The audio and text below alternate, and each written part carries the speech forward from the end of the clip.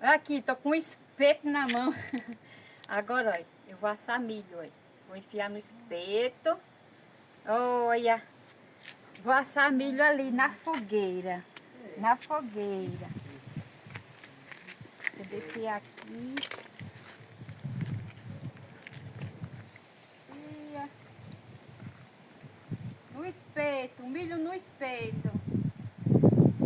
Tá longe não, Francis? Tá não. Vai ficar mais pertinho não? Tá não, tá, Aqui bem direitinho. tá bom. Olha, o milho vai ficar de primeira, viu? Olha. O milho assa só com a temperatura da brasa. Aí fica assim girando, ó. Botei o espeto aqui apoiado nessa pedra, ó. Olha, primeiro, é assim que você faz, ó, milho assado, tradicional, ó, na Um fogueira. minuto já. Aqui é quanto tempo?